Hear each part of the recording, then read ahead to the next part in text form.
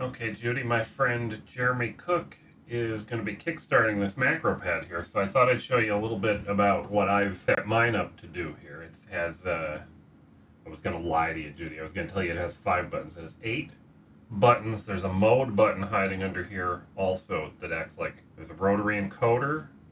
You can click the rotary encoder, and there are lights underneath, and there are lights on each key, RGB lights.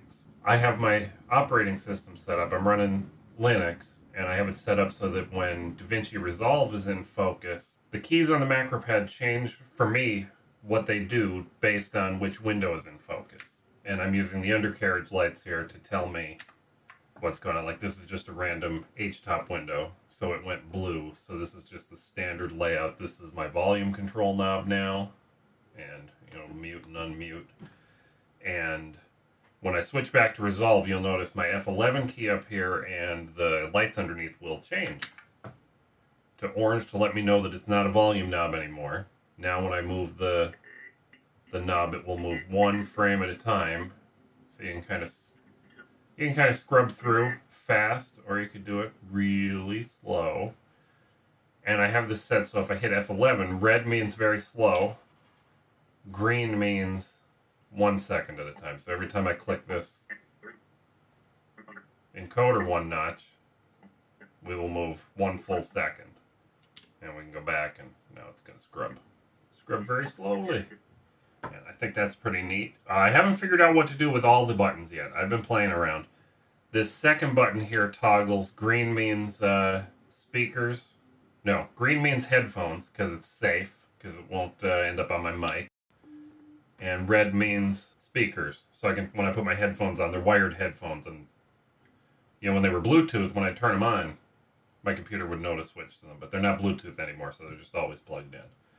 This first button I'm using to control my podcast lighting. Right now it's this green just means standard lighting. If I leave the room, my lights will turn off. But if I double tap that, there's the double tap. I have this is very kludgy. Double tap goes red, that's podcasting lights. It's only the light up here. Triple tap, it's going to go blue. That is all the lights. There they go. Sometimes the lights respond a little slow, these newer video lights. 4 tap will be just my workbench lighting.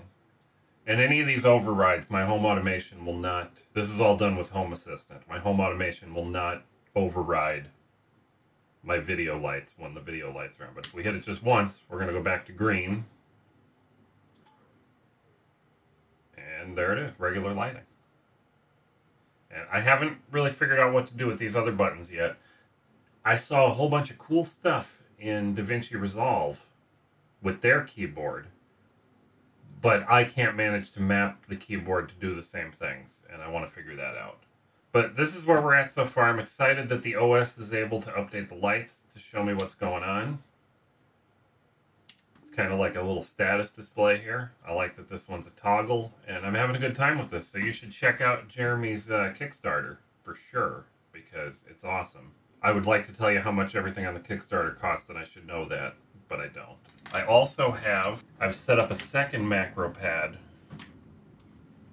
Oh, and he's just dragging along here because he's not really prepared. This is for my CNC machine. We have an XY, this is a pendant for my CNC that works with CNC.js in the web browser. You can pick to jog the X, Y, or Z axis. 0.1 millimeters, 1 millimeter, or 10 millimeters per click of the wheel. And every time you click the wheel left or right, it does exactly what you'd expect it to. And it lights up. You have a visual indicator to know which speed and which axis is going to move, so you're not going to be surprised and accidentally ram into something. I figured I didn't know what to do with the other 2 buttons. I put the home button on because maybe I can get homing to work, and I can't yet, but we're going to work on that. And I figured pause would be a stop and start button, but I'm pretty excited. You should go check out Jeremy's Kickstarter.